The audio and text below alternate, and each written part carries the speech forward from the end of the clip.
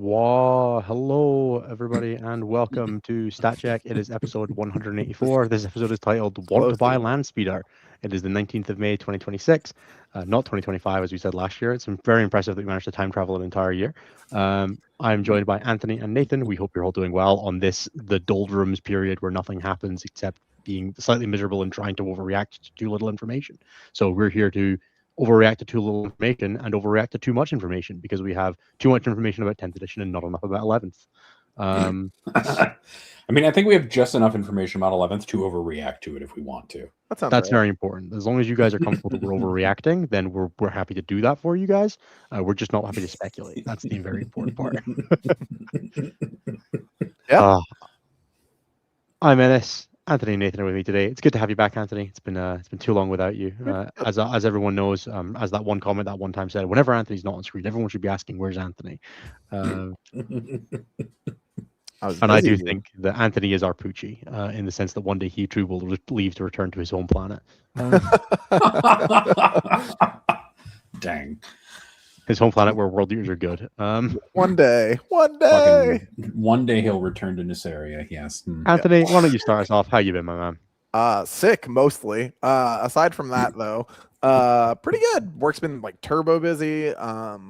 Life stuff's been really busy. I finally got a new car. Shout out to Folger Piles, the car salesman, rather than the 40K champion. So you heard it here, folks. That's also brand new information for me coming to practice days, Anthony. Jesus, you should have led with that. Yes, I have a car. Woohoo! Very powerful now. Look at me. I'm so strong. So yep. So yeah, that's been cool. That happened today. There's been a lot. What'd you go for? What'd you get? I got a 2026 Hyundai Elantra. So it is black. It has black rims. It looks like a thing I would own. Because everything that I own, down to the clothes that I wear, are all the same. But yeah, it is.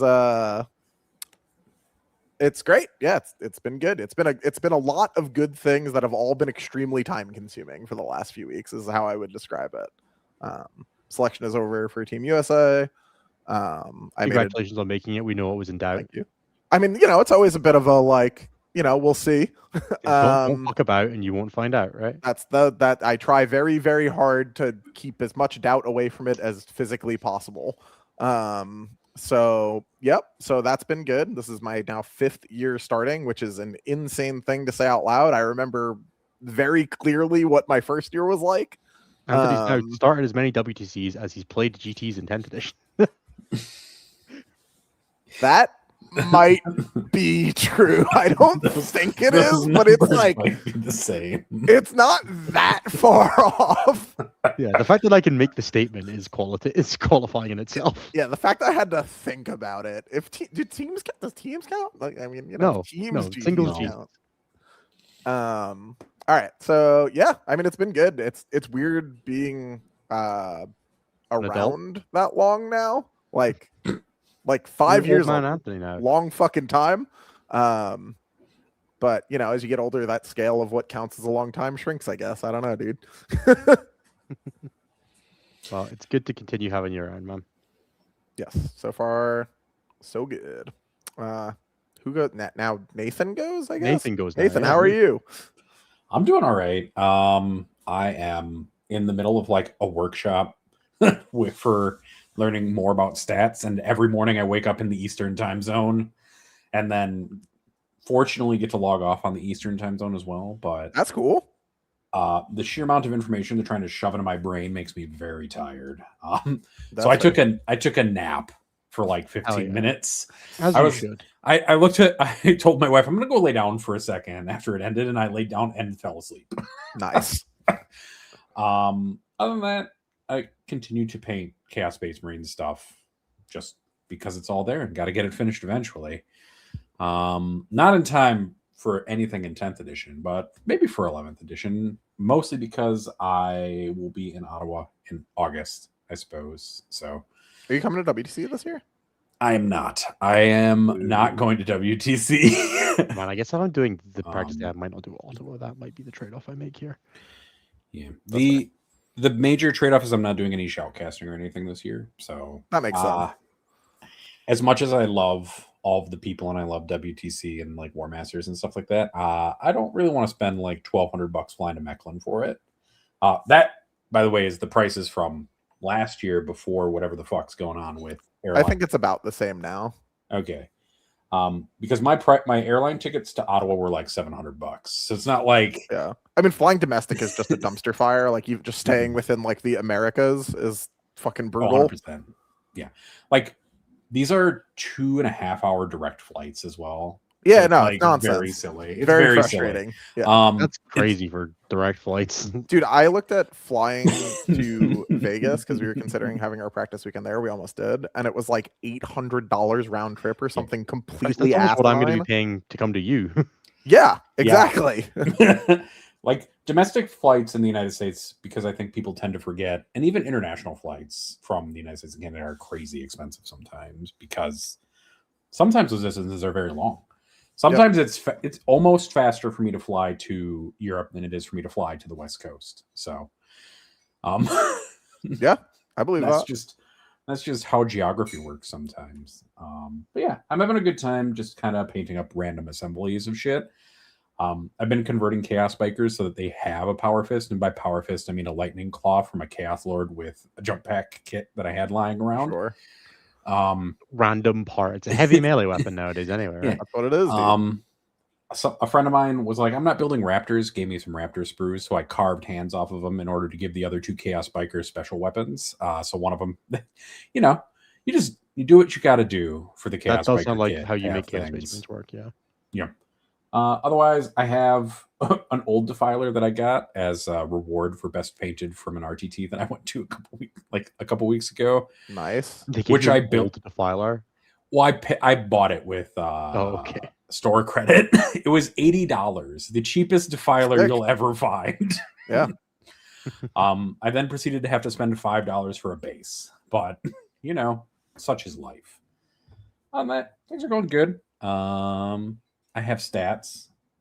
I really must insist that whoever decided to make images as their army list, please not do. I think if you make a list as your image, you just don't exist anymore. You it contributes, like, it doesn't count towards your elo decay. It doesn't count, like, we shouldn't have to track that shit. That's unfair to you guys. I think that we should implement as a rule that if you upload your list as an image, you didn't exist that week. I'm tempted to. I mean, it was very funny to be like, oh man, there are 22 events or whatever this weekend after Mother's Day, where there were like 2 or 3 or something that. Yeah. And being like, there's going to be a lot of stuff to process, and then 3 of the events were absolute dumpster fires of processing. But that's neither here nor there. That's just Australia. Yeah, that's just Australia. We'll talk about it more, I guess, when we get to the stats section. Innes, how are you doing? I'm doing really well. It's been quiet, all quiet on the Western Front as we prep for a new edition. So, coaching has been steady with people who are, still going to events, team events and all that kind of stuff don't stop, but there's still plenty of stuff going on. So I've been, quiet, busy, but I've had a lot of time for doing copy. So I've done a shit ton. Obviously, I painted up a ton of NIDs for my event 2 weeks ago or last weekend, which, the report for that went out today, actually. So if you want to catch that, you want to hear more from us or more from me, you can check out my Red Terror event report. But I've been building a bunch of CSM stuff because I'm strongly considering taking them. Or I'm building up a bunch of stuff, to be fair, because just to give myself some options for Birmingham. So I built a new Demon Prince, who got a Defiler head. I built the new Red Crusade Raider models, who are kind of sick. This guy particularly is just like the coolest. I'm very happy with this guy. Mm-hmm. Yeah, that guy's dope, dude. Those models are fucking great. Great pose. I built also Red Crusade Raiders, who are miles away, and I'm not going to get them. But I built and painted my Master of the Maelstrom plus my Huron. And then I have 2 Defilers sat in bits ready to start getting magnetized when my magnets show up tomorrow or Thursday, and another Defiler showing up tomorrow, so that I've got my 3 Defilers ready to go. I had an ordeal getting those guys. I was like me and my sister went into Edinburgh to go and get lunch, and I was just like randomly walking to the GW store because you all passed it. They had a Defiler, and I was like, it'd be nice to have. And then I went and grabbed one, and they were like, is there anything else for all? Have you got 2 more in the back? They're like, no, but Dundee has one, and I found one on eBay, and I was like, well, it's not on my way home, but if I just stay on the train from Edinburgh to my house, I'll get to Dundee. So I just went straight up and turned back around. So I bought 3 Defilers on Saturday, just as you do around. Right? Exactly. So yeah, they're all in like this state now where they're like completely unplayable, but I don't want to start gluing the legs on until I've done all the magnets and stuff. Because I'm going to magnetize for the time being. I'm not going to do any of the guns besides the las cannons, but I will have them ready to do the other guns at another point. Yeah, I very might just do in all. case. Just in case. The nice thing about them as well is these ones clip in and out, and there's 2 chest panels, so you can put 1 chest panel on each, and then they just clip in and out. And I did not do on the excruciators because you could not make me pretend that the melters are real guns. The only thing that's kind of cool about them, other than that, is that all the ranged weapons are friction fit. So unless you care about the panels that go on the side of the gun, you can just stick those, like the different guns, into it. And I'm probably going to do that just because I will probably end up doing that. Just friction fitting them, but I'm going to magnetize like the electro scourges and shit like that, so I need to magnetize the guns on. Because if I ever want to play, there is a world that one day you want to play like electro scourges and world eaters and shit like that, and as a person who now owns world eaters because of Anthony, I might as well have an option. True. I didn't do a damn thing. Yes, you fucking did. How dare you? You did many things, Anthony. This is just one of them. What? Yeah, you heard me. This is just one of the long string of things. Objectively, that might be true. Well, I did not magnetize the excruciators, Ben. I just did not want to, because you couldn't make me. Yeah. The magma cutters are fake weapons. You're not going to make me pretend that they're real guns. Nobody's even going to know that they're excruciators versus magma cannons unless they like really lean in and decide they want to get nose first to your frickin' The other thing that I wanted to shout out from the Defiler kit, the one really cool to build, but my actual favorite thing about it was that it was great to have head options for my Vashtor, because my Vashtor's been sat without a face for like a year and a half, and I finally got a head I actually liked for him, so now my Vashtor has a head. Nice. I love it. And it looks way cooler than the fucking gimp mask that he usually wears. That's not hard. It's pretty easy. Yeah, that is a cool. I'm rooting for exactly 2 things for Vashtor next edition. One is that his weapons get names, and the other one is that his weapons get names. I actually just want both of them to get names really badly. You know what they're called? Each of the wishes. They're called Vashtor's. They're called Vashtor's Hammer and Vashtor's Flamer or something like that. It's utterly awful. Yeah. Yep.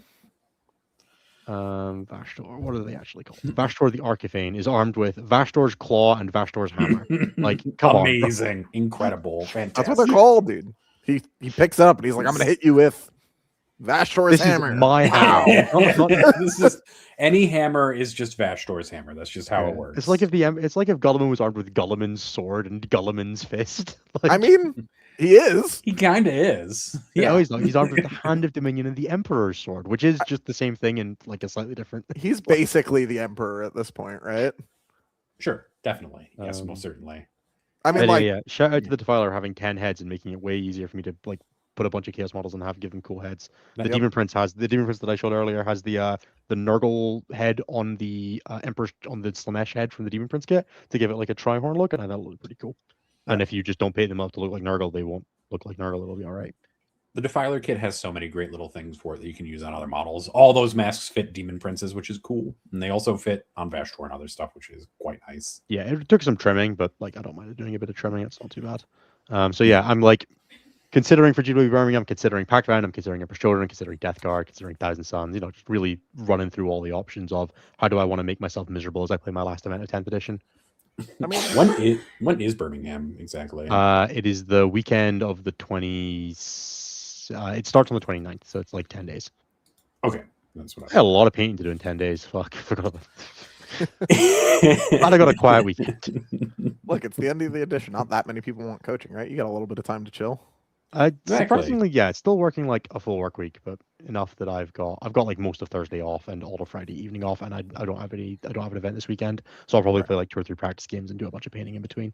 It'll be all right. Nice, fair enough. I'm not playing GSC. You can't make me. This is an event that like it shouldn't be an ITC qualifying score because there's only 100 ranked players. But I've also seen what GW do to their events where they're like, oh, it'll be just worth some extra ITC points, and I'm not risking it. I mean, I wouldn't make you play. Thumbing on the scale there. Plus, I need my 90 pound flight to Barcelona paid for. Of course, dude. Really cutting into the pocketbook for that one. $120 for that flight to Barcelona from Scotland. It's very important. I hate everything about what you just said, and I'm jealous. There's at least an expo I can go to during. Yes, that's true. I will hopefully be speedrunning games, whatever I'm playing, and we'll be able to see the UK Games Expo a bunch. Or fingers crossed, read a bunch of 10th edition rules if they come out that day. Because Oh, you can read a bunch of 10th edition rules right now. Yeah, you know on what your I mean. phone. 11th. Fuck you. Fuck you. I'm not coming to see you now. Fuck you. Man, if it took that little talking shit. Yeah, no, I know. Right? We would not have a friendship. We'd be fucked. Yeah. No, In slightly other no, news, I bought a the new set show of just scales and it told me I was wouldn't 3 kilos exist. heavier than the other set of scales I was using, and I didn't like that very much. Oh, boo. I know. Lame. This fucking sucks. So it's been back to the grind. I was gonna say you gotta figure out that foot injury, bro. You gotta get back out there and run again. I've been doing like 15,000 steps a day at the moment, just like, Okay. making sure I'm doing it properly. So you should be going fine. I just, the demons of stand on the scales at every 20 minutes call to you, right? Oh yeah, you can't be doing that shit, dude. You No, gotta I set a know, I timer know for I it. can't, but Yeah, you know what it's like. I know. Yeah. So yeah, that's once been per me. week. Come on. I played and yeah, obviously I played some Tyranids. Turns was cool. Then I played a scrim game. We did like an internal scrim just to like keep some games ticking, and I played into Dan on Gore Track and got fucking rickety rolled. It was not fun. He shot me a screenshot. He went first in supply drop with his objective disappearing and was like, well, fuck it. I had no reason not to go all in, and it worked. And I was like, oh dear God, no, Tyranids don't deal well with worked all-ins. I talked to Dan like pretty infrequently because we're in the doldrums right now, but I got a screenshot from him that was like last game of 10th into Innis, and it was the Gore Track into whatever you were playing. Subterranean assault, yeah, it was great. Woo! I shot a defiler with my zone thropes, did 12 damage or 14 damage to it, and a reactor moved away. I'm just like, oh God, I'm not never killing that. It's moved away from a Tyranid army, and I go in the front door only. Yeah, correct. And then playing, the defilers do one annoying thing, which is shoot you when you show up from reserve, and my red terror got double tapped by fucking 2 defilers when he showed up. Just went, no. Yikes. Well, look at the upshot. None of the defiler rule for world eaters will trigger ever against Tyranids because you don't have transports. So, boom. Is it not just set up from reserve as well? Oh, it is. I was playing sub assault, bro. Yeah. Oh, bro, no. The only thing we had going for it is that I could use my stratagem to teleport after the timing window, so I could like get the zone tropes in afterwards, so you could only overwatch them. But right, even then, it's still not fun. Yeah. I mean, if you do it, you kind of scam yourself if you do it that way, because then he can do the like datasheet rule at normal ballistic skill and then overwatch you on 6s rather than having to overwatch you on 6s, then shoot with the datasheet rule on 6s. But yeah. I mean, that's still, I would rather he was shooting like a monster with the Force profile than the zone tropes with the two sets of the profile, right? Like those are not resilient models to autocannons. No, they don't. They don't live good. Oh, those guys are autocannon Gore Track defilers. Double autocannon Gore Track defilers. God damn. That shit rocks in theory in 11th, like with the ignore mods. So you're like hitting on 4s. You're like, I'm a real boy. Look at me go. Only 4s. I had to ignore mods to do it, but don't worry about that. Details. Yeah. All right, Nathan, do you want to take us into some stats? As for like the general plan for this week, guys, we're going to do some stats, talk about some 10th edition. We know you guys don't care a ton. We're going to keep doing it because it's our MO. Then we're going to talk a little bit about some of the new reveals, and then we'll do some questions, and we'll keep it to a tight 90. I know Anthony's got to go at 60 minutes as well. So, yep, I got 40 minutes. All right, so there were 23 events this weekend, which is so many events. So many events? That is staggering for this cheap an edition that people are still just getting out there, getting it done. I think you got to remember that like these events get scheduled far enough advance that no one knew like when 11th was coming, right? Like you can't just not schedule tournaments once every 3 years. I just meant for folks like the attendees, you know? Sure. Yeah, it's like over 1,000 players. I think in the grand total, it's like 1,200 people played over the weekend. 2 of the events didn't quite make it into these stats. One of them because it didn't have any lists associated with it, basically. That's the China one, you idiots. I'm sorry, GT in China. You had half of your lists in, and I can't do any stats with it. And then France decided to use 2 different websites for their stuff. So they had all of their pairings and everything in BCP to run the event. And then they had none of their names associated with it. And then they had all their lists in mini headquarters.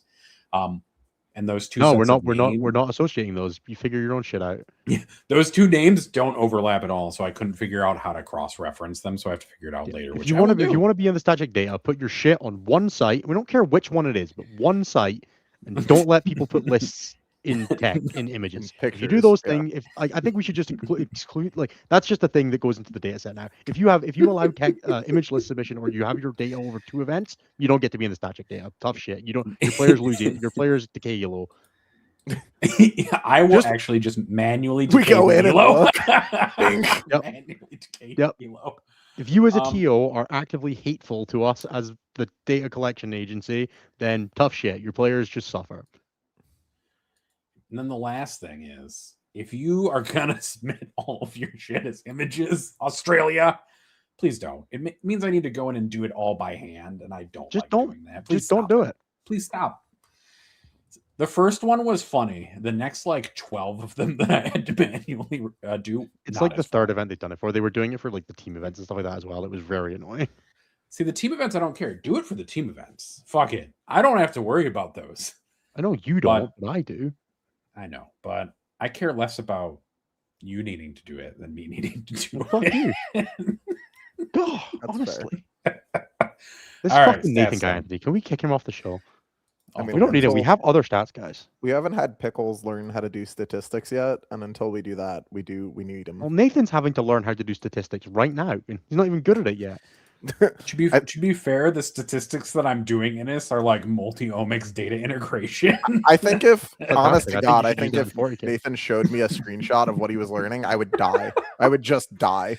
I would just. Well, until you're using that for 40K, I don't think you're doing a good enough job in the stat check data collection. Like, why are you using that for work but not for stat check? I bro? can't Like, believe do you that not love Innes us is enough? I can't believe that Innes is rage baiting me right now About Oh my stats and God. Would you like the First heroic? Oh, Would you stats. Fucking- All right, into the stats we go. All right. 21 events are what we're tracking for the purposes of this. Chaos Space Marines are the number one performing faction. They are also the most common faction from this last weekend. There were 72 players who were playing Chaos Space Marines. I believe that number is accurate. At a 7.1% meta representation, a 59.7% win rate. That's a lot. That's almost 60. That's just very shy of it. It's barely over the balance window, dude. Yeah. We'll ignore the fact that there's 7% of a player base there. 4 event wins, 12 top 4s, 21 top 10s, and a 2 for overrep, which is a lot. That's that too many. Also, that also doesn't include their win at the French event. Their second Really, place in it's China fuck. event. Fuck. So, what I will say is that those numbers are an underestimate of how good they are. And I'll talk about some detachment win rates at the end of the show, just to get everybody to stay on. In second place, with a very different play rate, is Gene Stealer Cult with 8 people. That is 0.8%, less than a I'm percent tired of of the all eight meta. of you. Please stop it. They don't count. A 57.7% win rate and a single top 10, so they have a 0 for overrep. In third place is Tau, 66 players, 6.6% of the meta, a 55.5% win rate, and no event wins, but 7 top 4s, 12 top 10s, and a 1.27 overrep. So just outside of the balance window on every stat that we consider. In fourth place is Drukari, 31 players, 3.1% of the meta, a 55.2% win rate. They did win an event. They got 4 top 4s, 11 top 10s, Oh, good for them. and a 1.55 overrep. And then returning to the top 5 because they were never really supposed to stay out of it for long is Necrons, 65 players, 6.5% of the meta, a 54.6% win rate, 1 event win, 7 top 4s, 17 top 10s, and a 1.29 overrep. There's no way Necrons are still good, right? Like, so much has changed for them. They Not don't. even They a still little. don't beat every other army in the game besides It's true. Chaos Space Marines. At the bottom, we have Space Wolves, who had 26 players, 2.6% of the meta, a 37% win rate, and 2 top 10s for a 0 for overrep. Blood Angels, second from the bottom at 27 players, 2.7% of the meta, a 41.9% win rate, 1 top 4, 4 top 10s, and a 0.44 overrep. Third from the bottom is regular ass Space Marines, who had 67 players for 6.7% of the meta, a 41.9% win rate. But they had 3 event wins, which were their 3 top 4s, 8 top 10s, and a 0.54 overrep. I think Space Marines are still fine, guys. They're I think great. Space Marines need- Yeah. They're so good. Fourth from the bottom is Adeptus Mechanicus, 23 players, 2.3% of the meta, a 43.6% win rate, 2 top 4s, 4 top 10s, and a 1.04 overrep. And then Eldari round out the bottom 5, 22 players, 2.2% of the meta, a 43.7% win rate, 2 top 4s, 4 top 10s, and a 1.09 overrep. Other event winners from the weekend are both varieties of Chaos, of Knights, Imperial, and Chaos. Both won an event. Chaos Demons won an event. Dark Angels won an event. Astra Militarum continued to win events, and they won 2 of them. Death Guard won 3 events. Sisters have 1 event win in this, but they do technically have 2 because they won the event in Shanghai, in China. Emperor's Children won an event, and Imperial Agents won an event. What? I like a couple people went 3 and 2 with them. They were like the second highest win rate faction this week or something stupid like that. Yeah. It's fine. They had a 53% win rate. It's fine. Maybe their Defiler matchup really good in the anti-chaos detachment. How would you know? You've never read it. I don't know. And then we're going to go over to the detachment win rates because I don't want to put any more brain processing power into what I just heard. Yeah. And what I just read. Chaos Space Marines are the one that we wanted to talk about the most. They overall, since we're the release of Defilers, have a 58.2% win rate, which is quite good. Their best performing and most played detachment is Packbound Zealots with a 66.6% win rate, which feels appropriate on multiple levels. Seeing as the number of the beast is there. Good job, guys. In second by participation is Huron's Marauders at 55.1. And then right after that is Renegade Raiders at a 53.1. Crazy people are still playing that detachment. And then people are still playing Creations as well. That is a 56.7. But the drop-off from Packbound to Hurons is quite large, and the drop-off from Hurons and Renegade is substantial. I mean, the rest of the CSM detachments haven't had play in quite some time. Vets is pretty good, but it's not the other 3. And if we look at Space Marines, people are kind of spreading out a little bit more than they used to. Their number 1 played is Blaze of Ultramar still with a 50.1% win rate. Yep. Then Gladius at a 50, and then it's kind of a smattering of things after that, with nothing doing crazy work. What's a Headhunter Task Force's win rate? 64.9% win rate. But they've got... I stand by that being a good detachment. They've got like 5 or 6 people playing it. So there you go.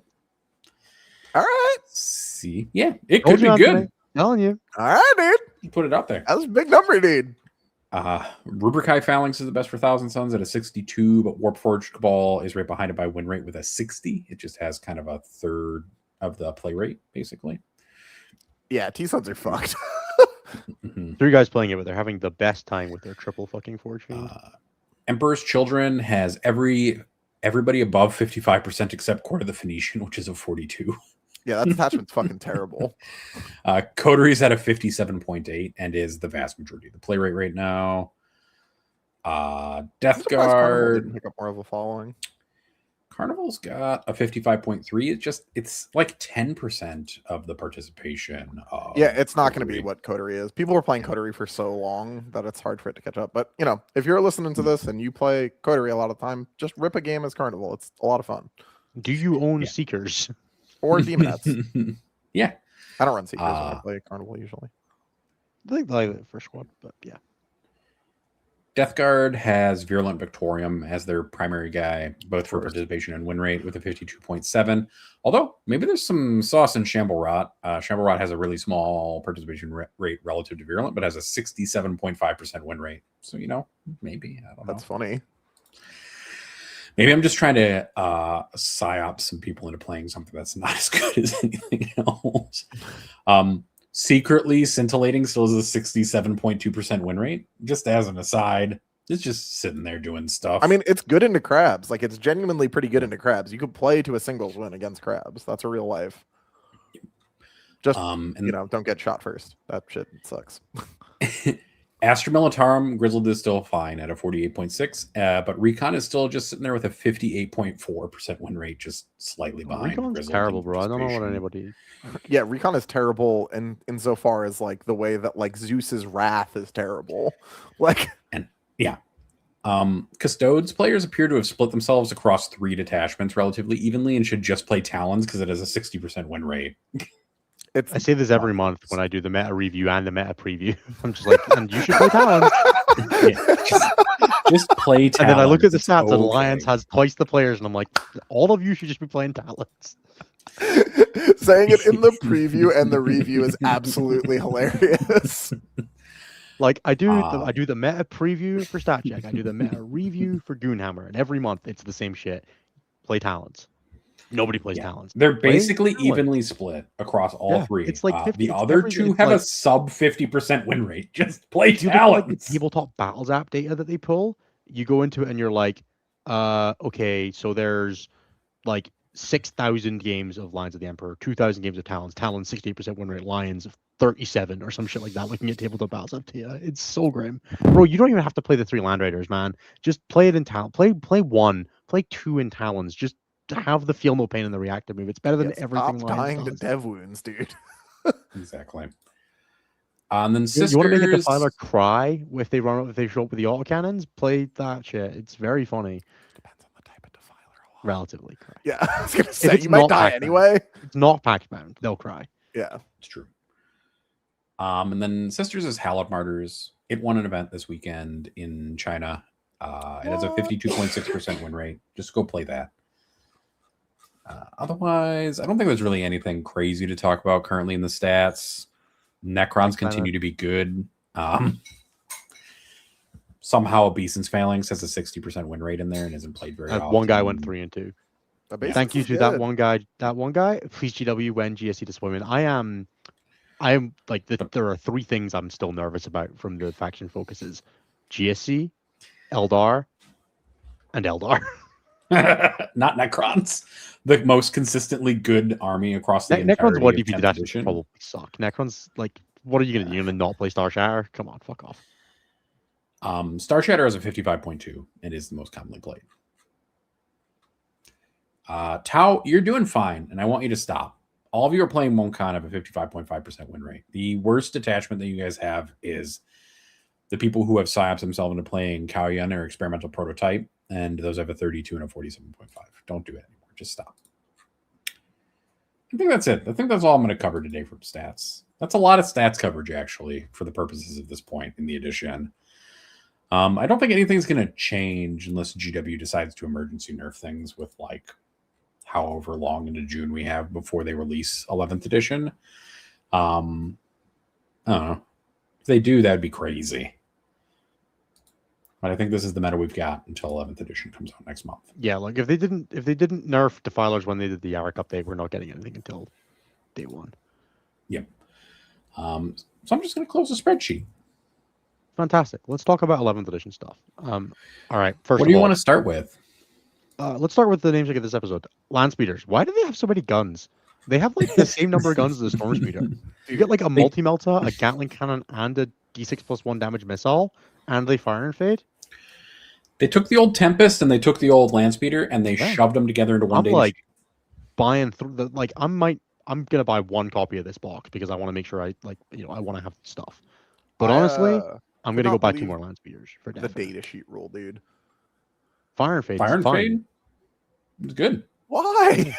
You're gonna poke the corner of your model through a terrain piece, shoot, and then fire and fade D6 inches back. And on a 1, you're gonna get off the terrain. You're gonna get back behind the wall. And you're gonna do that 3 places.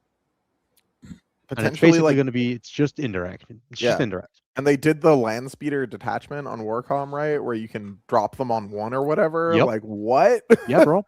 Like you want to play against Defilers? 3 of those, 3 Storm Speeders, 3 Storm Speeder Hammer Strikes, 3 Storm Speeder Thunder Strikes.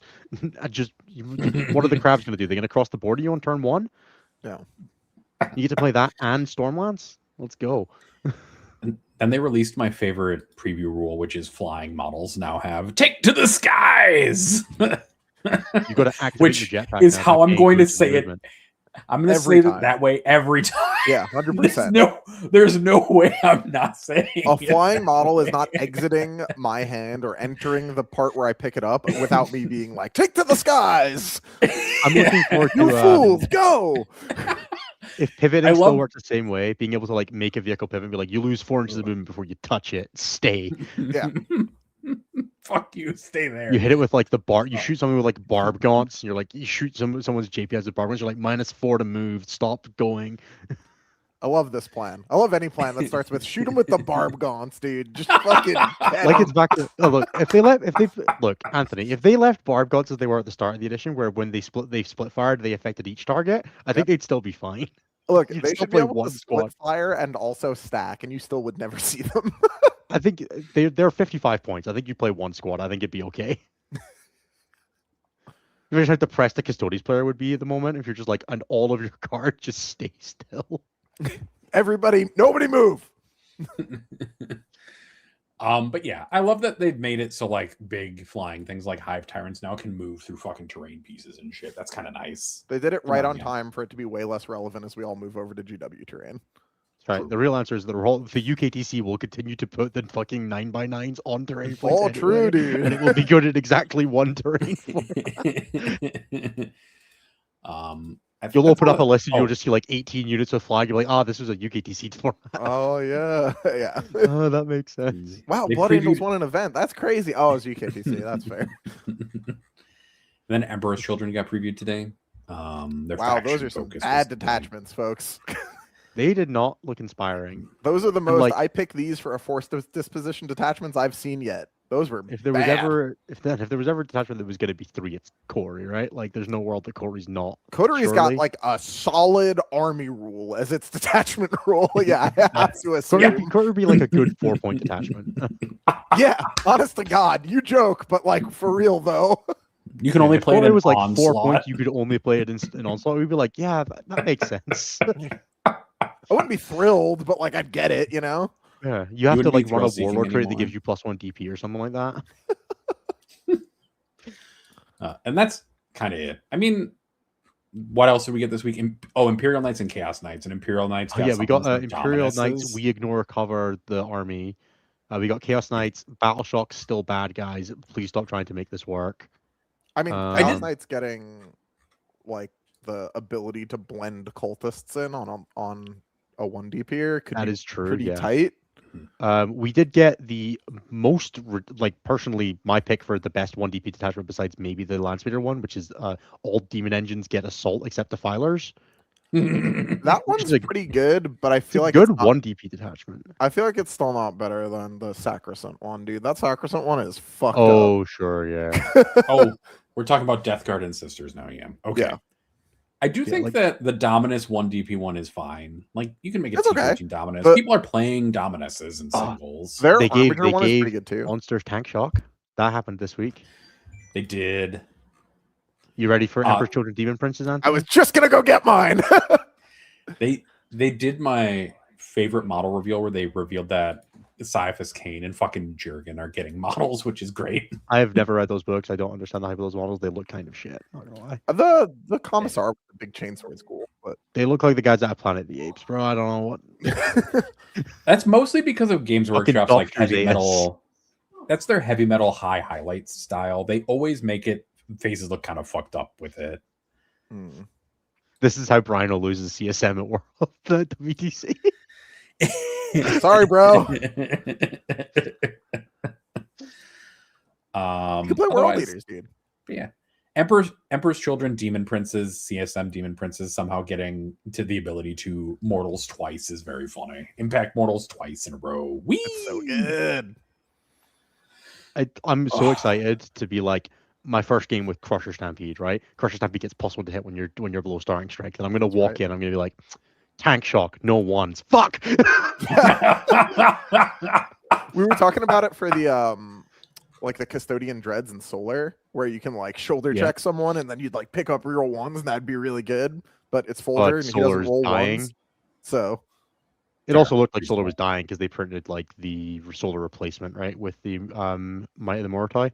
oh, that's true. I mean, it's not called Solar Spearhead, so they might keep Solar. in It might stick addition, or- around, but I would be surprised if there was another, like, because this one gives you Custodian's Walkers get +2 move and +1 to advance and charge, which is half of the Solar rule. Well, so the it feels only like- reason that I would think that Solar would stay is that they have a thing about like an armory tagged detachment, Yeah. and surely, like Yeah, none of the that's other ones have anything at all that would make any sense for them to be armory tagged, right? So Yeah, you can play Solar Spearhead or Soul Spear.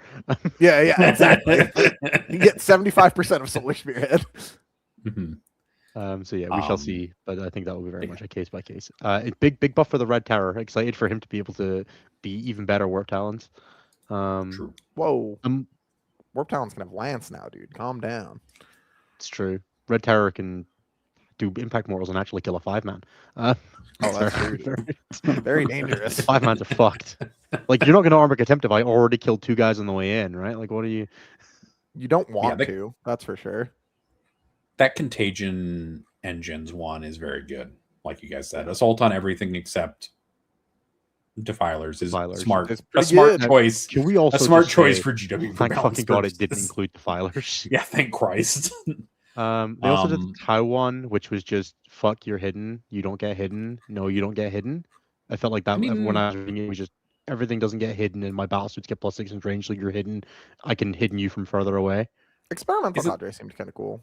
Just as Yeah, like a the +6 staple range for arm. characters, so that when you've taken away their hidden, you can shoot them from that distance with your flamers. Yeah, sure. Isn't it just Ghost Keels and Stealth Suits that are getting the ability to increase their detection range, though? I mean, The like Ox Cadre one was like when you mark a unit, it gets +3 detection range, right? And shit like that. Oh, So- fair. Mm. Oh yeah, there you go, Anthony. yeah, that's fun. You got to get thread the needle, get yourself down to 5, so you're still hitting on 3s, but you get the +1. You're still hitting on 2s, but you get the +1 to wound as well. The danger spot for EC Mauler You can't do that with the Mauler unless it takes a little bit of damage in Overwatch. Yeah, that's the trick, man. You got to do it twice. That's. Yeah, there you go. Let's We see, also got the what Q&A else? video that I didn't watch, so I don't really want to comment on because all I have is like secondhand information from. It's 90% the same information they've already given us, except they said that Deathwatch still exists and like demons. I think still they said exist in the Sub-Assault still current stuff. exists, which was like They exciting. did. They said Sub-Assault still exists. Woo, it doesn't Other than deserve that, to, it was should like- probably die so that we can get design space for other armies, but it's okay.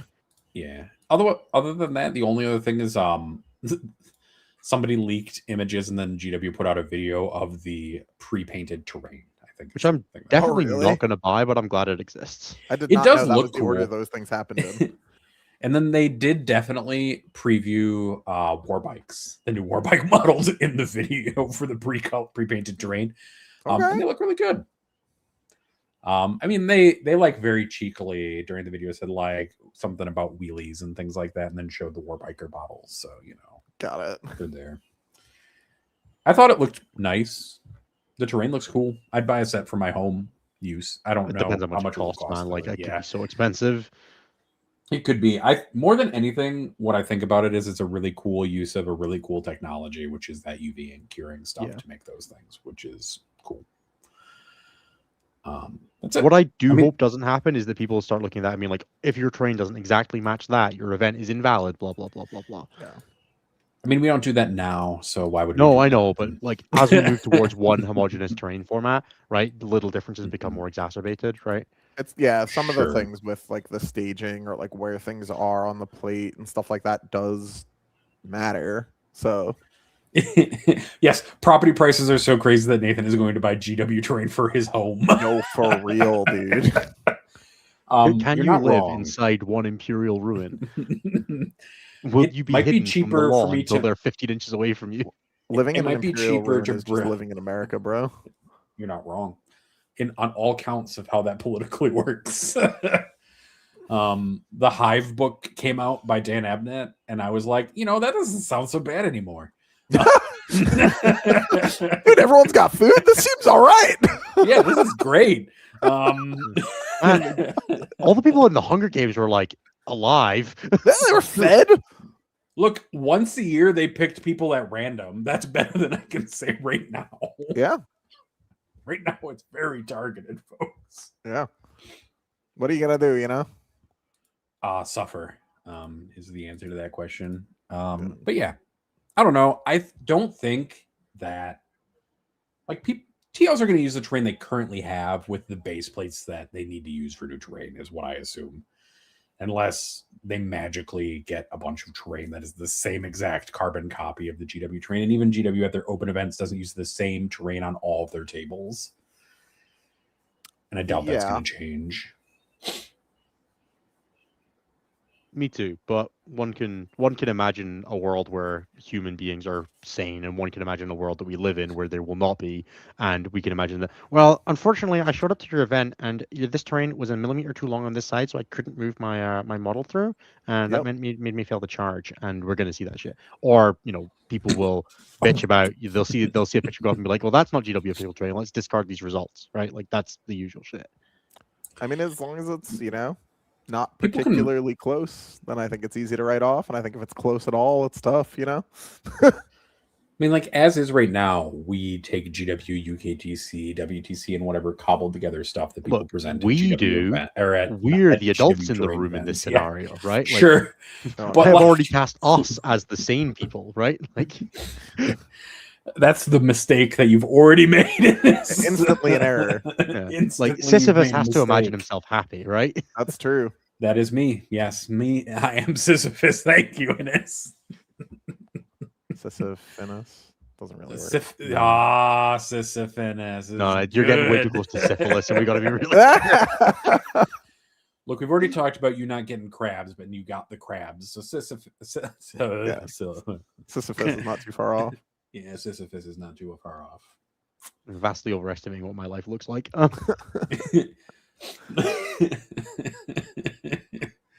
All right. What else do we want to talk about this week? There's I not watched the new really- Star Wars Mall TV show. It was pretty good. I've heard good things I- about that. I enjoyed it. It was really solid. I was sent one scene from it, and it was the only scene that I watched, and was told then it was the last scene of the entire thing. Oh, no. Yeah, understandable. It's a really good And scene. like that's all that I wanted from it. Like the truth is that the presentation of like one person in the way that they do it in that, and then like in Rebels, and then also in the prequel Star Wars movie, that's how that character should be done, and that's the only way they should be done from now on. That's fair. Look, that's a reasonable take, dude. Yeah. Yeah. I am probably going to see the new movie as well because The Grogu it is one. Star Wars, and I will watch it because I am emotionally still the age I was when I first watched The Phantom Menace, which was 5, by the way.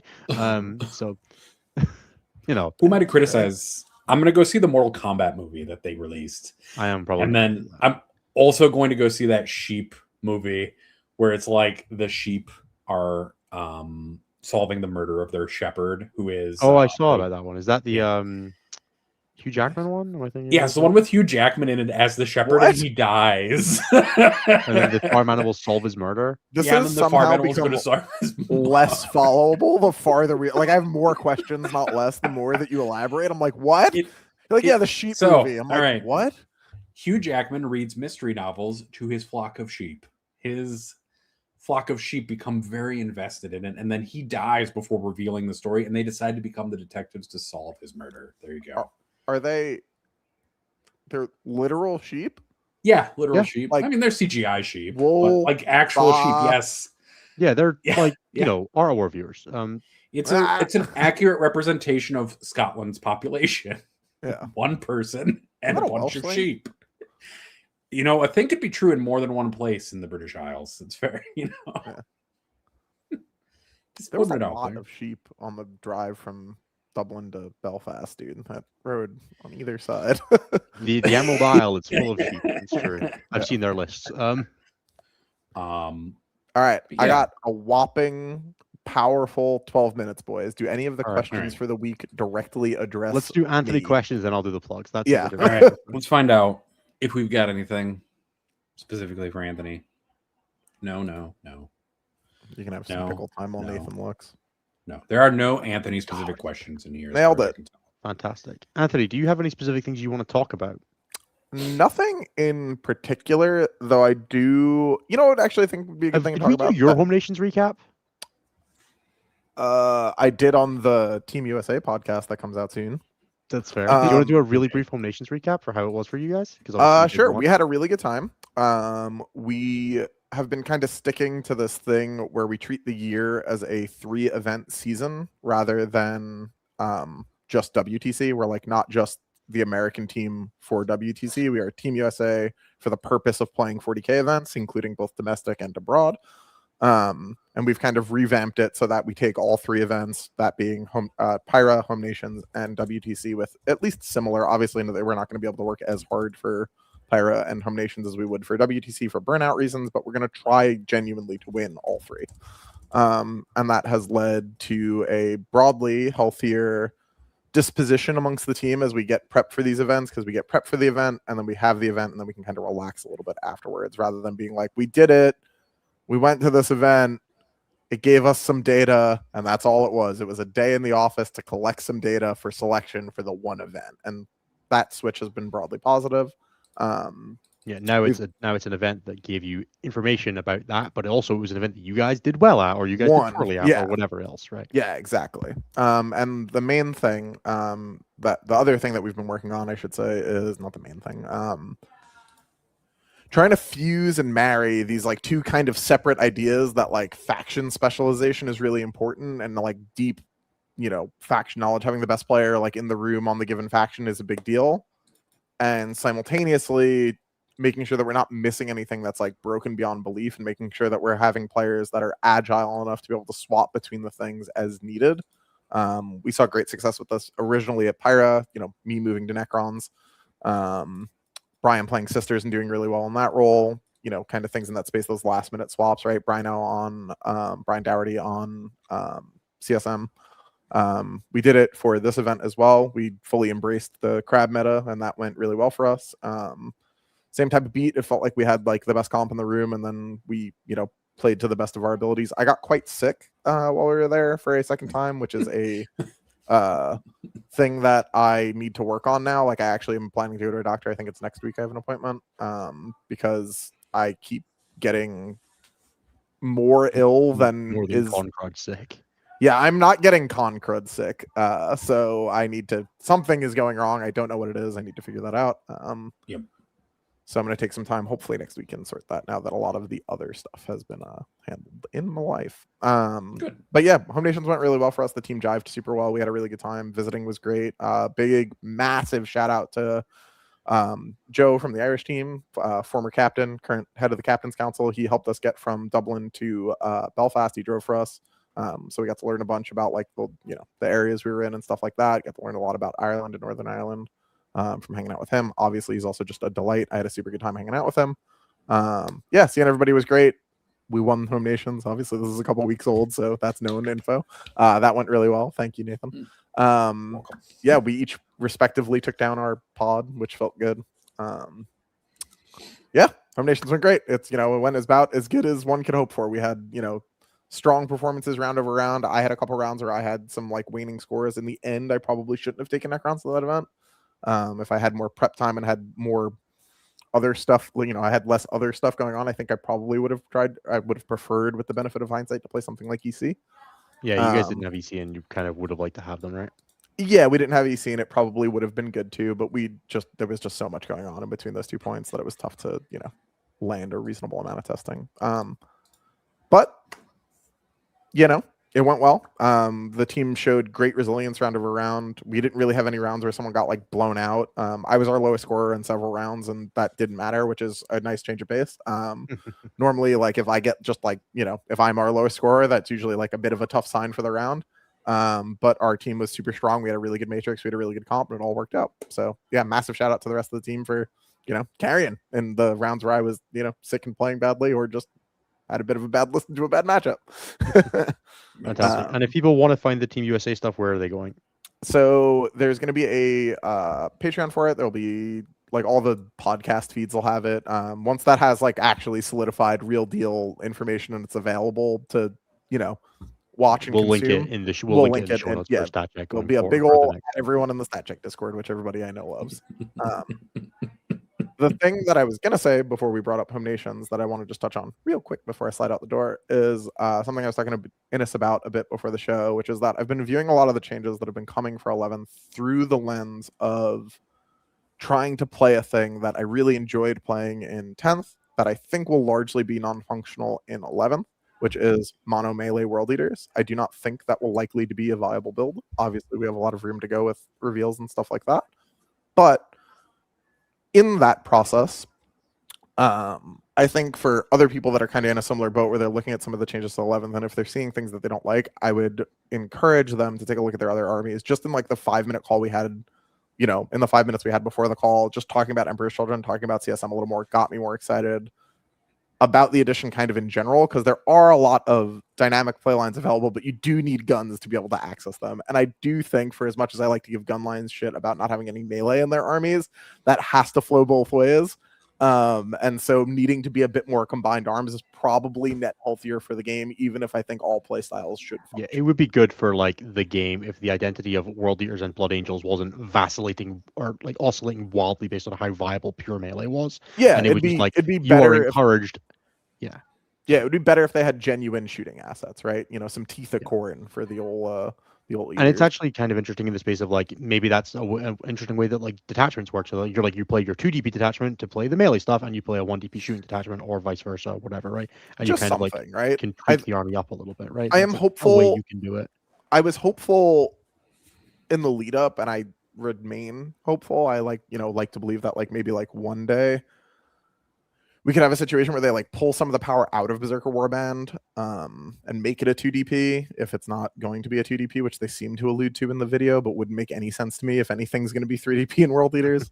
In a world where it like is like a nerfed 2 DP detachment, you can staple another playstyle onto it via character spam, via vessels, or Terminator usage via that detachment, or some more Demon Engine focus via that detachment. That would work really well.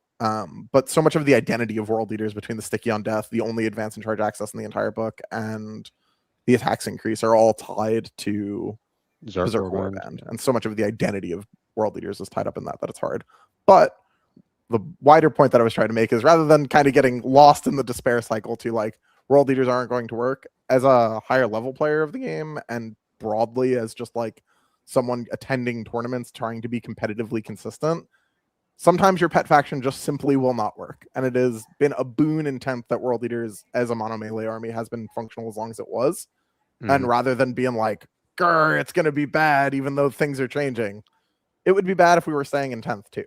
That's not a thing that would be fixed. Simply picking up one of my other things that I've played a billion times also is probably a healthier alternative. But it's also reasonable to say that like if it's bad on launch, it will get buffed, right? Like Games Workshop is not, we are not debuting into a 11th edition that is finalized by any stretch, right? We're going to see changes. We're going to see, 3 years of quarterly balance reviews. There's going to be, 11 updates. If World Eaters are non-functional, or Blood Angels are non-functional, or Pure Melee is non-functional, Games Workshop is going to see that, and it's going to make changes to make it work, right? Assuming it's going to suck for WTC. Yeah, sure. But like they're going to do something about it, because they're not going to just leave the like.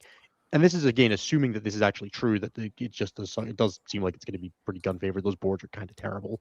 But we will see. But the edition right now, if you aren't playing an event in like WTC level stakes, right, buy even Barcelona, right, like for Worlds, which is what a lot of competitive players will be, building towards if they're not, even by LVO in October and all that kind of thing, LGT in September, there'll have been a balance update, at least one. Right. Yeah. Like I said, I think there's good odds that things will continue to grow and improve. Them moving to quarterly balance updates, them continuing to hire talented people into the roles. Josh is the obvious one. Pierce as well from the Irish team. Yeah, they're really expanding who they're including, right? And that is only a good thing. I remain hopeful. Even if it does require me to shelve my pet boys for a little while. I get to play what is actually my favorite Legion, which is under the umbrella of CSM, which is Black Legion. Yeah. Black Legion and Word Bearers, but Word Bearers doesn't have enough support to be its own thing yet, and don't do it, Games Workshop. I don't have enough money for that right now. There's a head in the Defiler kit, man. No, stop it. I'll give you all 3 of mine. And on that note, I'm out of here. Bye.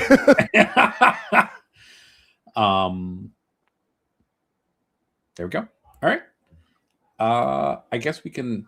You want to do plugs in this? You said. I guess I should probably do plugs. I'm trying to glue this cog to the base kind of fervently. Oh my god! I'm trying to do like demonic cogs rising out of the ground for like Vastor's base and stuff. That is rad as hell. I won't lie. Yeah, that is really cool. I bought like a bag of like old watch parts. I'm forever thankful for one of the members of our Discord who has been assembling all of the reveals into one document. Yes, thank Josie you so much, Josie. Thank you so much, Josie, for creating a list of just everything that's been revealed, so that I know exactly what like is Yeah, out for in sure. the open, basically, to talk about in a lot of ways, because All right. I don't I'll do keep the track of plugs, all then the we'll do the Discord verticals. questions, and then we'll come back around and we'll take, if we've got some time left, we'll take some questions from the chat because I've seen a few popping up. You know, as always, I'm just trying to put bits back in this bag and then I'll get started. Nathan, what are you most excited to play next edition? What do you want to start with? Like, if you could pick anything. I'm going to start with Chaos Space Marines. I've been really enjoying painting them. I even started posting on Instagram again, like the various things that I've been doing on it. So like, I have struggled a lot this edition with hobbying, just like in general, between stressful work things and other stuff. And like finding the joy in a hobby again has been really hard. And so I've started to find it again with the Black Legion stuff. So I started posting it again. And honestly, I can thank my wife for that because she like made me sit down and participate in hobby stuff more so than Did I you ever used paint to. your Pyropod or did you just borrow that? I have a painted Pyropod. My Tyranids, I have 3,000 points of painted Tyranids. They do It's exist. all Pyropods. It is all Pyropods. It is 3,000 points of Pyropods. But yeah, I don't know. Having and finding, like similar to Anthony, like finding your joy in kind of like the hobby can be challenging at times, and sometimes you just have to find it, and sometimes somebody helps you find it. In this case, it was my wife being like, "We're gonna do hobby stuff every Thursday, and you're gonna do that," and that's important. What was your game 1 of 10th edition? My first game of 10th edition? Yeah, like what army did you play? It was Tyranids, and then it was Eldar. my first game was I played Imperial Knights. I played against Imperial Knights with Demonic Incursion. I got fucking rickrolled. And then don't think I touched demons again for like 6 months after that. I think one of the things to remind people of too is like the first part of any. Yeah, the first thing of any edition is going to be like a shit show a bit. Like as everybody kind of gets their footing and everybody kind of figure out what they want to do, and as we see what like the rules look like and stuff like that, like the first part of an edition is always a bit of a mess. I don't know if you guys like. Do you ever have this thing? We have these like places in the UK where we have toll roads, right? And I know I don't want to say like you guys have toll roads, right? But like after you come out of the toll road, right, you go through all the booths. There's that like little bit of road where all the lanes, like the 8 lanes, merge back into like the 2 lanes for like the motorway or whatever, the highway. Yeah, and it's like that, like 100 meters, you know, what like 500 meters is completely lawless. There's no lanes, there's nothing. It's just fucking go. You go out the toll booths and you're just straight back on the road. Toll booths is 11th edition launch. There's 3 weeks of fucking shit show, and no, there's no laws, there's no rules, there is just Godspeed. I hope it works. It's gonna be okay, and like things are gonna be chaotic and things will be questionable at parts, and like we will wonder how some like decisions got made and stuff like that inevitably, like both by ourselves as we go into events, but also like as we interpret rules and stuff like that at the start of the edition. The first part of the edition, like the first 2 months of it, is the wild goddamn fucking west, like what Innes just talked about. It's gonna be a shit show, but that's part of the fun. You only get to do the shit show once every Defiler release. Exactly. I'm really excited to go to an event in August in the early phases, ostensibly, of 11th edition, and try to see if I can get a ticket to go to Spain. Barcelona. Exactly. We'll see how it goes. We can get you a ticket to Barcelona. It won't be that hard. It's Canada, man. I mean, they trickle down to like the 50th person, so it'll be okay. Exactly. All right. Let's do some plugs. Let's do it. All right. So we're an hour into the show. It means you're probably enjoying it. That means that you could do all the things to help us out. That's usually all the usual social things. We do have to shill it every week. We do, you know, to a little bit of degree hate doing it, but also it, you know, it works. Otherwise, we wouldn't do it. So remember to like, comment, subscribe, recommend it to a friend. That's the big one that really helps us out. If you're in a position to support us a little bit more and you would like to do so monetarily, you can check out patreon.com/statcheck or the YouTube memberships. There's a link in the description box below. That will get you access to our Discord server where you can chat with us. We'll probably launch back up a Vibe Check League once 11th edition kicks over and get all that kind of started. So there'll be a bunch more stuff going on. It also gets you discount codes to Red Dragon, one of our sponsors, and you can just chat with us. You can hear our thoughts on the 11th edition reveals. You can get baited into clicking dead links to fake balance data slates, you know, all the good stuff. Really, that's most of what being in our Discord is about. Right? It's fake links to non-real balance data slates that link you back to ones from like 5th edition. We have a whole channel where you can shout into the void. And only we can read it, but we don't because we're good people. I definitely do read it, unfortunately. I do not read that channel. I respect our patrons' privacy. Thinking you If have you'd like to privacy on hear- the internet is a mistake. Just putting it out there. If you'd like to hear from any of the other shows on our network, you can check out youtube.com/statcheck. We're there live every Tuesday at 6 p.m. Eastern, 11 p.m. UK time. You can also find back episodes of our show as well as all the other shows on our network, like Enter the Matrix, X and One, Take Over, Champions of 40K, and Medicaid's Orders. There's probably more of some of those coming at some point in the near future. Next week, I don't know Monday. if I don't know if Enter the Matrix are doing a show this month because there's not really a ton of team events to focus on, but presumably there will be some end of 10th edition ones. Obviously, go and check if you want to support the guys from Enter the Matrix. Go and check out when Liam plays Siegler on the 25th. They're doing a World Finals rematch. Liam is obviously one of our coaches here at StatCheck, and we are all rooting for him to take down the American Menace because no one should have to lose to Siegler twice. It's just not a thing you should have to do. You should, get your one and done. You can check out stat-check.com/coaching if you'd like to work with any of our coaches. We just added a couple of new ones, Sam Pope and Chris Irvine, as well as all the usual ones like the very forgettable Nas and Liam, myself, Tyler, and Pumbaa. So if you'd like to work with anybody as we launch into 11th edition, or if you've just got a couple of events winding down the end of 10th edition, drop us a message. We're more than happy to sort you out with a coach if you don't have anyone in mind, or talk to you about what it entails in terms of your growth and development. Content-wise, there's a Red Terror episode if you want to go and see me do a GT review. I worked out how to do a bunch of the Telestrator stuff, so I did a bunch more drawing and things like that. If you like the format, leave a comment, let me know so that I know that you want to see more in that kind of style, because it was a bit more work, but it was, it seems to have gone down pretty well so far. So if you want to hear all about Subterranean Assault, especially if it doesn't go away, there's some content there for you. Nathan, did you do any bonus content this month? Or this week? No, but I am gearing up towards doing some bonus content towards Ottawa. So I'm going to start putting together some stuff for that. So sick. Be excited. It'll be fun. And then do I have to plug anything else? Our sponsors, you can check out Red Dragon, Wayland Yutani, Saltar Games, and J15 Games. All their links are in the description box below. There are discount codes for all of them, with the exception of Red Dragon, which is a Patreon discount code. And you can get access to our wonderful sponsors if you're looking for terrain, bats, Warhammer stuff, Magic stuff, anything like that. One of our sponsors has got you. I know that Saltar, probably J15, and probably Wayland are all selling 11th edition terrain. So if you're looking to get some of that off the ground, go and check that out, and tell them StatCheck sent you. Otherwise, let's go into questions. As always, there's 3 ways to get your questions to the show. One is to just ask a really good question in chat. We'll maybe get to you. The second is to leave a super chat in chat. We'll definitely get to you because you gave us money. And the third is to be a member of our Patreon Discord and leave it in the show question thread, in which case we will definitely get to you. Nathan, do you want to kick us off? Yeah, we'll start with the super chats because they're here. The first one is thank you, that one guy, for the $2 super chat. Please GW one GSC disappointment. Oh, did we? Oh, fair. Yeah, you got double shouted. It's fine. That's fine. You can get double shouted. And then thank you to Davlos for 2 SGD. For the question, do I bring out Storm Ravens again in the 10th or probably not in 10th? I don't think they're very good right now. I feel like Defilers give them critical existence failure, but in 11th they talked about the flyer rules, the aircraft rules during the Q&A stream. They're going to be so much easier to move when they go through walls. Holy shit. Yeah. Well, what they said in the QA was that all aircraft start in reserves and then come in and then go out at the end of the opponent's. As they should. That makes way more sense. They could probably also be a lot cheaper if they do that.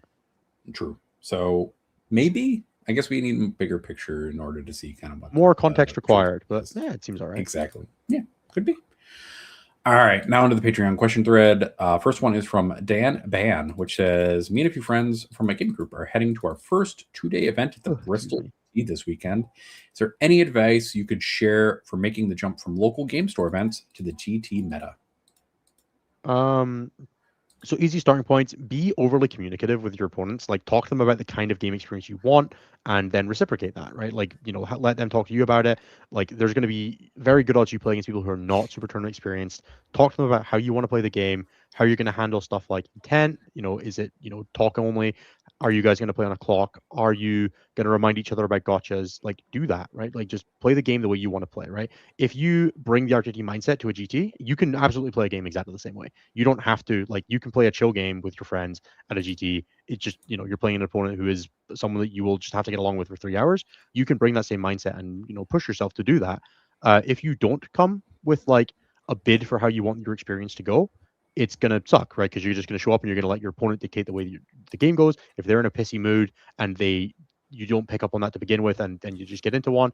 Very easy that someone goes on one, they play you in round 2 or whatever, and they're just having a bad time, and they don't even intentionally do it, but just it sours the mood of the game. If you go in with just like a clear expectation of what you want, you'll make both of your lives easier. Obviously the usual things apply, like 1 game days are long, they are tiring. 2 days of gaming is a little bit different in the sense that you don't get like the recovery between them, especially if you're like going to go out for dinner, maybe go out for a few drinks or whatever on the Saturday night. Remember to take care of yourself, right? Sit down. You'll have chairs at your tables. Sit down, drink some water, eat something with like some form of nutritional value. Don't just eat brown all weekend. It's super easy done, but don't do it. Look, I'm fucking hands in the air, right? Like, go and get some fresh air. Try to remember to take a break between the rounds. Get out. Don't just sit refreshing BCB. Go for a walk or something like that. Right. Take care of yourself. Like it helps a ton for just not being worn out in day 2. The number of people that are just like, yeah, day 2 I was just beat, so I just dropped because I couldn't handle playing, is because you're not taking care of yourself. Now, part of that goes into the save the experience thing, right? If you're not, if you're having a rough game with your opponent, if you're going to time on your clock, all that kind of stuff, do the things that like make your life easier. Prep that shit in advance. Have like, this is my bag of 25 dice. If I need 25 dice, it has 25 dice in it. Have your weapon profiles reasonably memorized or print them out. There is something to be said for being like fluid on it, but also if you've been playing 40k at the RTT level, you should be pretty fluid for your data sheets. If you're playing something that's completely new to you, you're going to have a tougher time, right? That's just the thing. Your mental bandwidth, the way that you use it on the game of 40k, is a limited resource, and if you're using that on remembering things, you will be messier in your game. Just that is how it is. The quicker that you are with your recall, the easier it is. So hopefully you're playing something that you've got some experience with. If you're not, spend the time in the car, do some drills on like, right, run me through your profiles. What are your stratagems, right? And just like practice that shit, right? Like the way that you present yourself in a game of 40k is a thing that you can get better at. So do that, right? Like take the time that you've got a couple days, memorize your profiles, play a practice game. Don't look at your data sheets, right? Try to play a practice game where you're just like, I'm not going to look at my data sheets. I'm just going to trust that I can get it right? And give yourself a bit of space to get better at being a 40k player. That will then make you like have an easier time playing 5 games. Yep. Just to tack on a couple things. Make sure you drink water. It's really easy to go to these events and just drink coffee and Monster Energy drinks all weekend. Just do yourself a favor, drink water, and beer. Make sure you drink. Hydrate. Just hydrate or dihydrate, guys. That's all there is to it. Make sure to drink some water. You'll be happier for it throughout the day and throughout the next day. Yep. Drink water and eat something with nutritional value. Those are really strong recommendations for having a good time at a tournament. Bring a snack, do some stretching, just, treat your body all right, and you'll be the better for it on both days. DT has the next question. Now that we maybe are nearing a universal map pack in 11th, would it be interesting to look at the differences between WTC and GW map layouts in win rate and top 4s for individual factions? You can do that in the data set a little bit, but you have to kind of arbitrarily decide that Europe is one way, and that's not necessarily all the way true for all of European events. Not every event reports its terrain format. We don't manually check every event's terrain format, so we don't have that information to hand, unfortunately. You can kind of make some decisions about it, but even the UK events, when you look at them, not all UK events use UKTC terrain. There is UK is probably the biggest mix of everything, right? Like, because we have Vanguard terrain format, we have the Goonhammer terrain, we have UKTC, we have WTC, we have GW, right? There's a massive mix here. It's one of the most varied areas that I know of.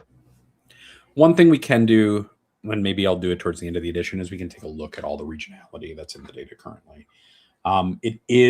You have to make some assumptions that most of the data in those areas is going to be the way that you think it is, which is not necessarily true, but we can take a look at it. There are some interesting things, more so than terrain packs, of how different regions just play armies is kind of interesting. So that's something to consider, folks, as you kind of get into it. Yeah. All right. Next question is from Sean, which is, how few hours of sleep do you think you need to get and still be able to win a super major? Look, man, I've done some stupid things in my time. To use non-anecdotal evidence, 3 is enough. 0 is enough. But I don't recommend either of those as preferred choices.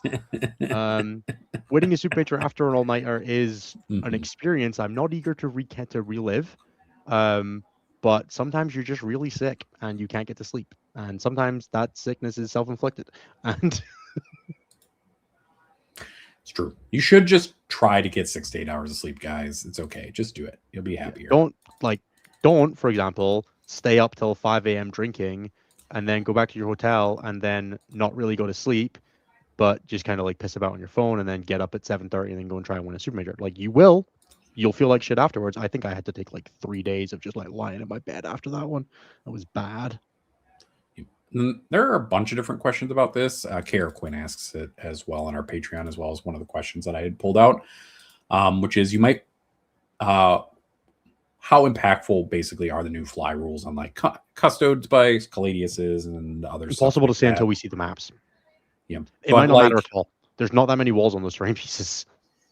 But ostensibly, like the fly rule is much more powerful for those things now. Yeah, I think it actually like is impactful that you don't fly over everything all the time anymore, right? Like you have to pay the 2 to fly over screens now.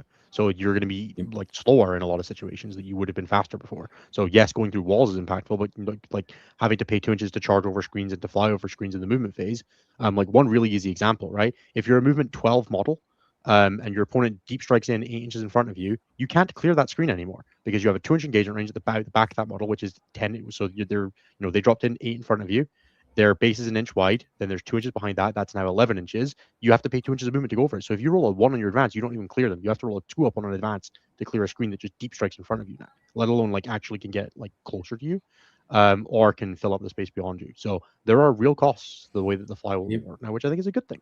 Fly is broadly already too powerful on infantry, and nerfing it on fly infantry is fine, and making it a bit more flexible for the other stuff is impactful. But this will matter a ton for stuff like Sanguinary Guard and all that kind of thing. Just being able to be like, and this squad of Kroot Hounds body blocks you, therefore you are 2 inches slower, and I can stand 2 inches closer to you, will impact how close to your objectives they can get, how close they can get while keeping hidden active, and all that kind of thing. There are real impacts to that kind of thing, but it will very much depend on what things with fly are priced at, what has the keyword, how applicable is it, are there other conditions that we don't know yet? We don't have everything, right? It's impossible to say. But yeah, it is definitely a nerf for jump pack and flying infantry, which whereas is good. it is broadly they're too good. While it is also a buff on. Dear God, I hope defilers get that rule as well. -2 to move if they go through walls. Yeah, we'll see.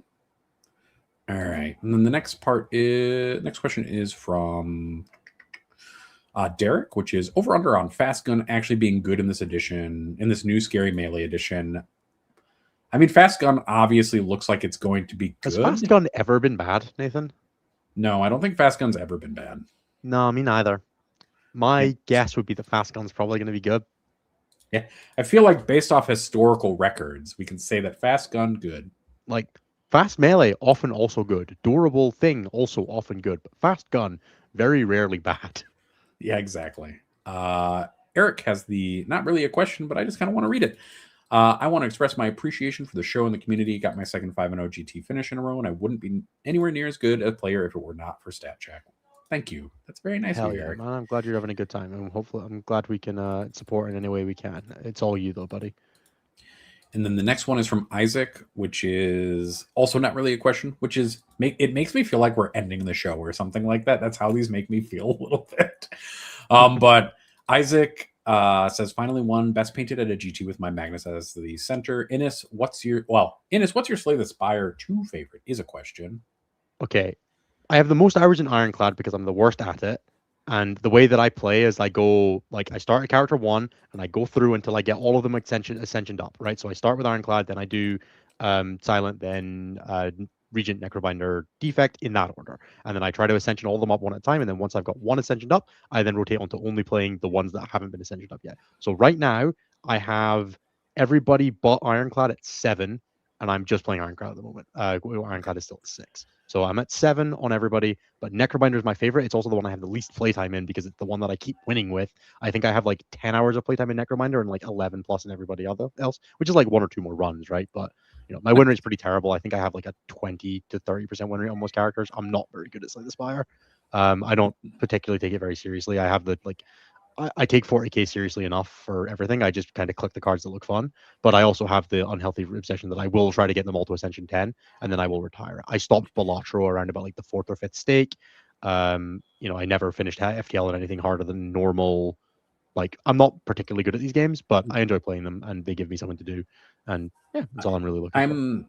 I'm the same way. When I play Total War Warhammer 3, people are like, "Oh, you need to play it on like impossible, and I'm like, I played on medium, and that's fine, guys. I need to enjoy this game. I don't need to play it competitively. That's fine. I'm kind of like, my goal every time I play a game like Slay the Spire is to play in the way that lets me reach escape velocity most of the time. Right, I want to play a deck that gets broken, which is like what I probably will do once I like get past 10 is I will drop them all down to playing at like 6 pretty consistently, but I want to get them all to 10 first, and then I'll play at 6 after that is kind of the goal.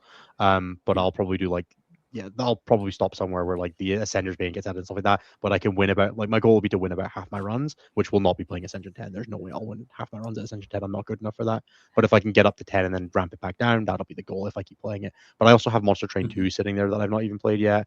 And I really want to get that. And I've been playing a bunch of Risk of Rain Returns, and I've not played that since I installed Slay the Spire. So, a bunch of stuff. All right. And then the rest of that is the CSM look really good, which I appreciate. Thank you, Isaac. And then you guys are a big part of the reason my first edition of 40K wasn't a disaster. Thank you for everything. Woo, let's go, Isaac. Thank you, Isaac. Oh, I can show off my Huron. I've got time. You can. Go grab them. Those do look really good.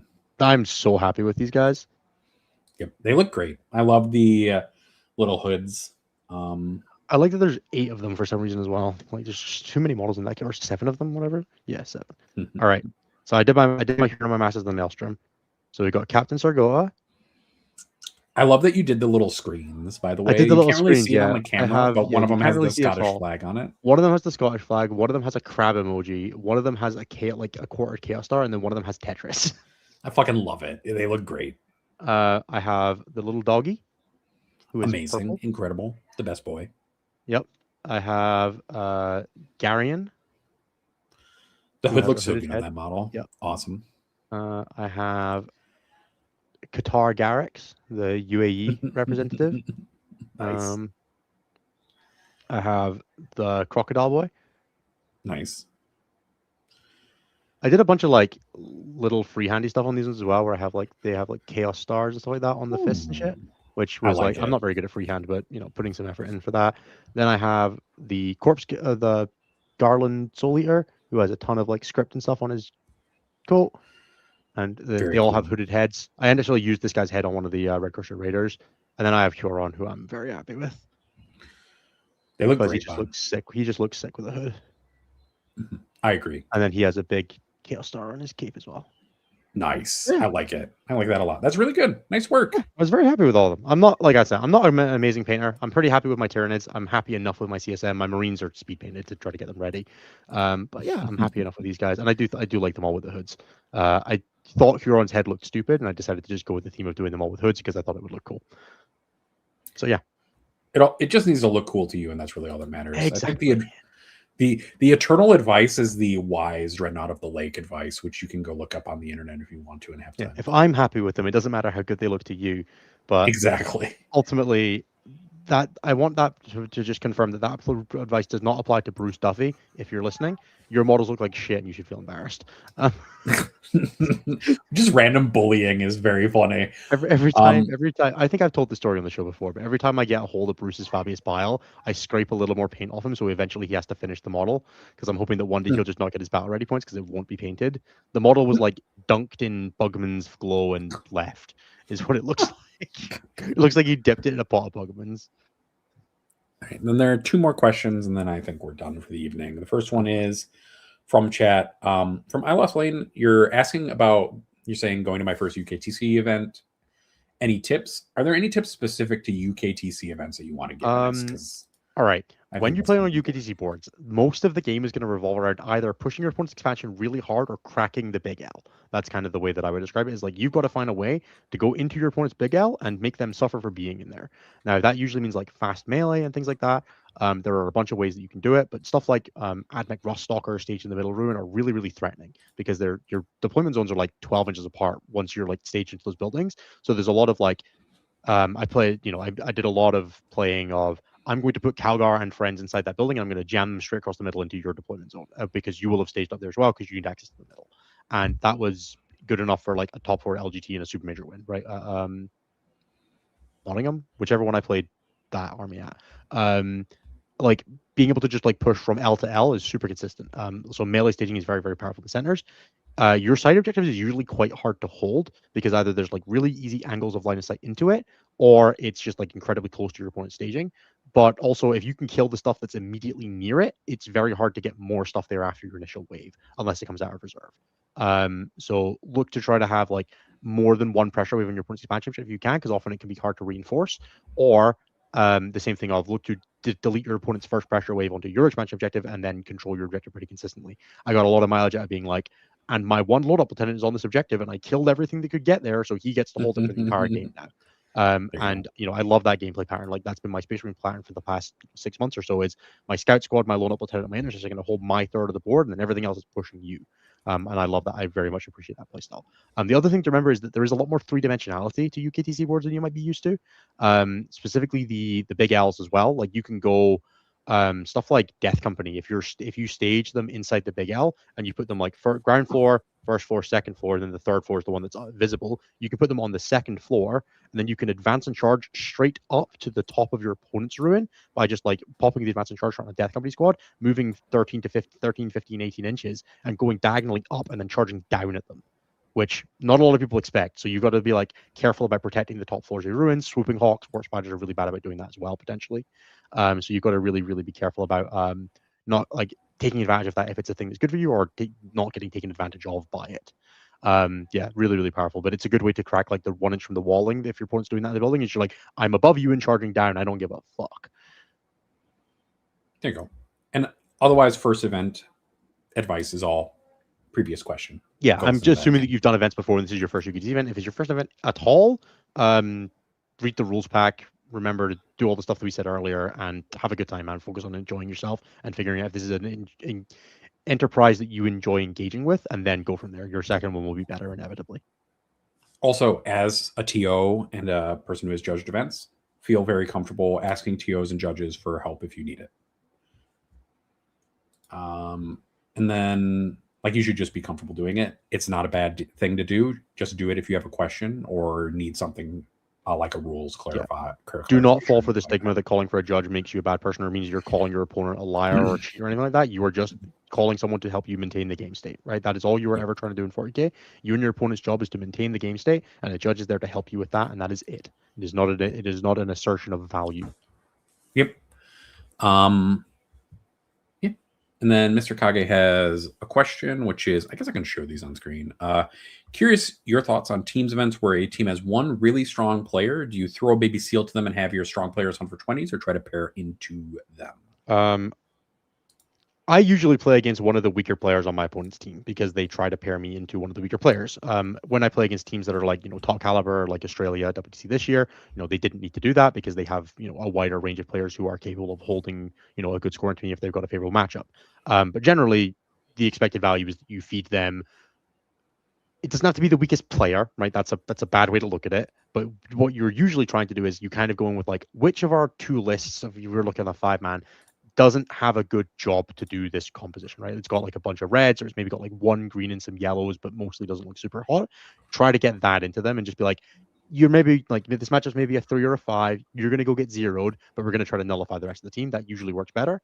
If they can keep it to a 3 or a 5 anyway, fantastic, right? Sometimes that just happens. Like you can't always get a 20, but generally trying to take the Liam Gambit doesn't work super well. You just feed your 20, you just feed your best player to them and you get smashed, right? That's how happened to Germany at WTC last year. They were like, Tim Schneider will play into Liam, and Liam 20'd him, and Belgium drew the round against Germany, mostly because of that, right? Don't take the Liam Gambit. Every year, Anthony has to hold John from taking the Liam Gambit.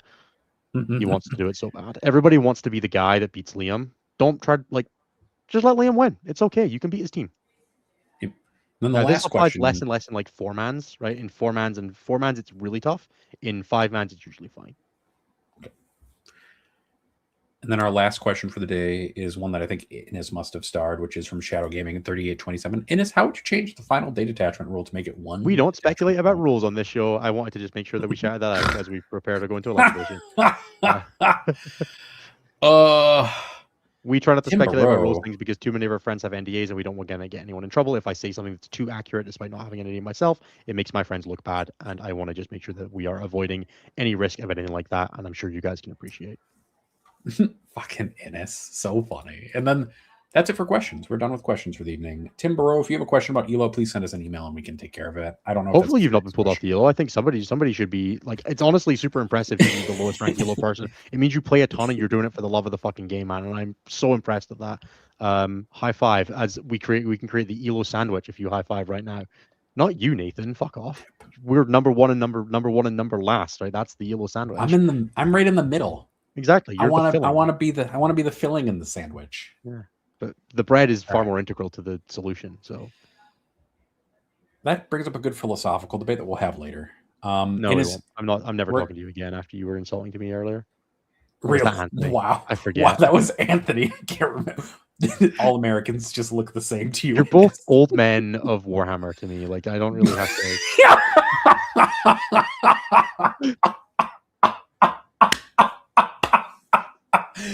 Just old men of Warhammer. Fuck. All right. I don't have to differentiate. Do you know Nos turned 25 today? Jesus Christ, Innis, please don't. Innis. You're going to tell me like you're turning 30 this year or something like that. I'm 30 in October, yeah. Fuck. I'm so old. We've been doing this a long time is actually the truth of it. That's what's really the truth of it. It's like we've been we've done this in what, like 2022, 2021? Yeah, something like that. Like 5 years now. 2022. All right. We're gonna do the cult of the high five call outs because I am fucking fading. I want to go to bed if you join our most, I am so tired and I need to eat food. I'm very like condensing a whole week worth of class into like a day is a lot on my old man brain. It does sound like a lot. You shouldn't do that. Well, workshop. All right. Cult of the high five call outs. If you join our most expensive tier, which is $15 a month, you get a customized call out at the end of every episode that you get to customize before every episode. Sometimes people forget, but I'm going to give you guys benefit of the doubt. All right. Thank you to Christopher, a deadliest catch producer, must work at GW with all these crabs running around Irvine. Thank you to Willow Weeks. Thank you to Dan F. Thank you to Luke. Harridan's taking the subway McCarthy. Thank you to David Clark. Thank you to Just Eye Ear. Thank you to James H. Thank you to Colton, Dan F. Miller. Thank you to Fungus. Thank you to John, V8 Gang. Just going to be better by hitting the snooze button.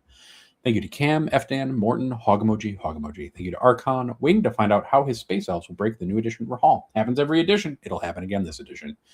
Thank you to Josiah Gal. Thank you to Frankie. Thank you to Isaac. Tonight on Stat Check, this joke is on break for a week due to work training. Thank you for your support, Tarada. That's been on a break for more than a couple weeks.